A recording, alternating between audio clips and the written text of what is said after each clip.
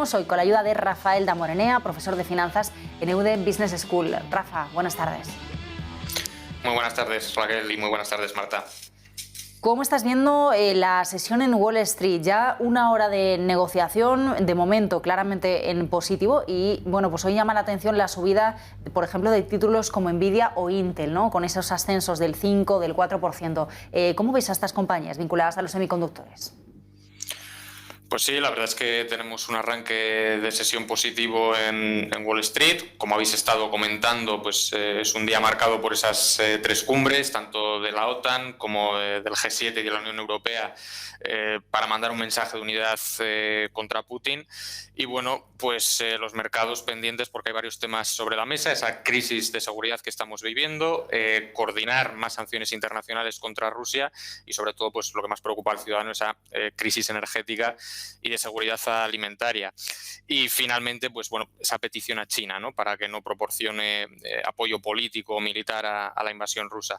Habías comentado algunos pesos pesados del Nasdaq que estaban con fuertes subidas. De momento parece que ha aguantado bien el Standard & Poor's 500, ha cerrado por encima de su último máximo decreciente, que lo tenemos en la zona de los 4.416 puntos, ha perforado esa directriz bajista de corto plazo y de hecho se está comportando muy bien, porque apenas cae un 7% en lo que va de año y está a menos de un 8% de sus máximos históricos.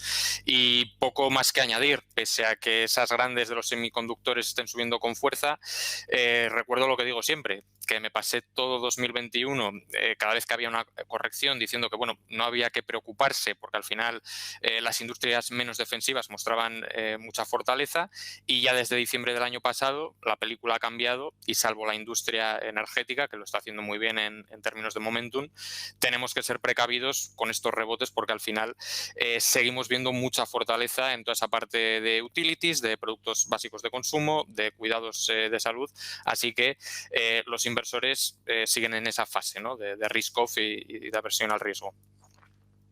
Hoy, Rafa, después de casi un mes, ha abierto por fin la bolsa rusa. El índice MOEX de Moscú lo ha hecho con subidas de en torno al 4%, es lo último que estábamos leyendo. ¿Cómo podemos analizar este movimiento teniendo en cuenta todas las sanciones que se le ha impuesto a las compañías de Rusia, que hoy estemos viendo subidas en esa apertura? Sí, vemos que paulatinamente vuelve la normalidad a los mercados financieros rusos. También hay que tener en cuenta que solo están cotizando 33 de las 50 compañías que forman parte del MOEX. Se está operando con horario reducido, hay prohibición de ventas en corto y yo siempre digo que aquí es mejor pecar de prudente que de osado y que los mercados financieros ya son lo suficientemente complejos como para complicarnos la vida innecesariamente tratando ahora de dar un pelotazo con la bolsa rusa, ¿no? Si es que conseguimos algún broker que no tenga limitada la operativa en este mercado, que nos permita operar con rublos. Y por otro lado, con independencia de que podamos acceder o no a este mercado, hay que tener en cuenta lo que has comentado a nivel fundamental, cómo van a afectar todas estas sanciones a las empresas rusas, porque si nos remontamos a 2014 y vemos las sanciones que se pusieron en su momento, a día de hoy podemos ver que esas compañías perdieron de media un 25% de sus ingresos operativos, eso equivale a una pérdida en facturación equivalente al 50% del valor de sus activos y en paralelo también redujeron sus plantillas en un 33% de media. Así que cuidado porque, igual que pasaba con el tema de Turquía, que algo haya caído mucho no implica necesariamente que sea una oportunidad de compra, y algo parecido ocurre con el rublo. Veíamos ayer cómo en teoría todos los países que han puesto sanciones a Rusia van a tener que pagar en rublos. Es una estrategia para tratar de mitigar o de reducir esa presión vendedora sobre su divisa, una divisa que por otro lado, con la caída que lleva, amenaza con generar una fuerte inflación en el país. Así que en resumen, no intentemos ser los más listos de la clase y si no vamos a invertir con convicción en una idea, yo creo que es mejor no hacer nada, mantenernos al margen y desde luego ya bastante volatilidad tenemos en el resto de índices y activos menos exóticos. Rafael, por un lado tenemos esa bolsa rusa, por otro lado tenemos a todas las compañías que jornada tras jornada, goteo a goteo, van diciéndonos que salen del mercado ruso. En el caso de europeas, así de las grandes, ¿no?, de las importantes, la última Renault, hoy en el punto de mira, Renault, que le ha costado, parece, tomar esa decisión porque tiene una parte importante de su negocio que procede de Rusia. ¿Cómo estás viendo este goteo de salidas y en el caso de Renault, con ese porcentaje importante de las ventas que viene de Rusia, el posible impacto de todos estos movimientos? Bueno, pues otra compañía más que se suma a ese éxodo empresarial. La verdad es que Renault ha estado muy presionada porque el ministro de Exteriores ucraniano había pedido un boicot mundial contra Renault, y en paralelo pues Zelensky había hecho lo mismo con el caso de todas las empresas francesas. La verdad es que corren tiempos difíciles para el sector de la automoción. La previsión de Renault antes de la guerra de Ucrania era que el margen pasara del 3 al 4%, y ahora mismo con el cierre de esta planta pues es un golpe muy importante que va a retrasar la recuperación de una compañía que ya de por sí pues arrastraba muchísimos problemas, ¿no? De hecho, tenemos prácticamente la cotización muy cerca de los niveles que marcó durante el crash de la pandemia del coronavirus. Y leía hoy que según Citibank tiene comprometidos en Rusia activos por valor de más de 2.000 millones de dólares. Hay que tener en cuenta que su actividad allí, como has comentado, pesa nada menos que un 10% en su cuenta de resultados, y de hecho es la compañía europea fabricante de automóviles que más exposición tiene a este país. Con la exposición o con la suspensión de esta actividad, ¿no? Y la exposición que tenía Rusia, pues yo creo que vamos a tener un flujo de caja libre negativo como mínimo para el próximo año, pero es que probablemente vaya más. Así que la verdad, situación muy complicada para la compañía francesa.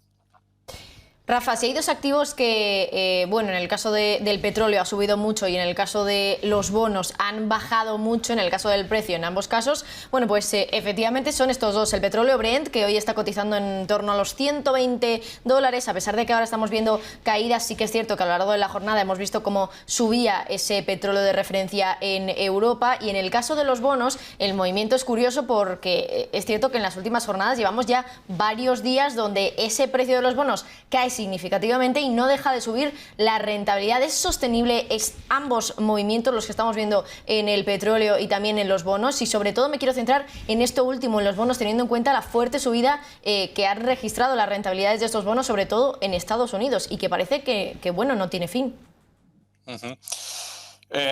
Pues la verdad es que son momentos complicados para el inversor en renta fija por ese nuevo ciclo de subidas de tipos de interés por parte de la Reserva Federal, y creo que ya lo comentamos hace un mes que en la parte de renta fija hay que jugar a no perder. De hecho, tenemos uno de los peores arranques en la historia de esta categoría. Apenas una veintena de fondos de deuda global sobre ese más de medio millar que hay están cotizando en positivo ahora mismo, y esto en términos de rentabilidad nominal. La rentabilidad real, una vez descontada la inflación, es negativa, o sea que tampoco están preservando el capital de sus partícipes. La otra opción que comentamos en su momento era los bonos ligados a la inflación, pero claro, vemos que también están en negativo, y como apuntamos en mi última intervención, es que quizás el mercado no está reaccionando a las noticias sobre inflación, sino más bien a esas expectativas de subidas de tipos por parte de la Reserva Federal.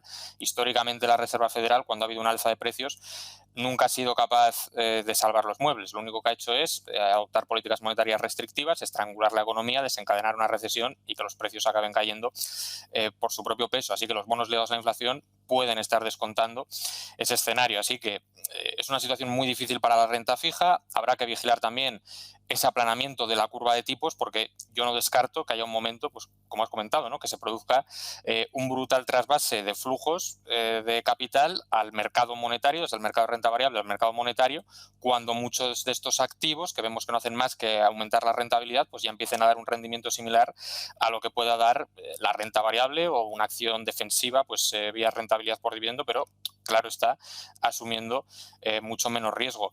Y de las pocas opciones que hay ahora en renta fija, pues podría ser la deuda china en divisa local, precisamente por esa asimetría. China nos lleva varios meses de ventaja, y va a haber una asimetría entre las políticas monetarias restrictivas que adopte la Reserva Federal, y en China, pues que no hay inflación, el Banco Central de China tiene más margen pues para bajar los tipos de interés, que repunten los bonos, la deuda china en divisa local. Están respaldadas por una moneda fuerte, y a lo largo del siglo XXI hemos visto que se han comportado bastante bien en entornos de volatilidad.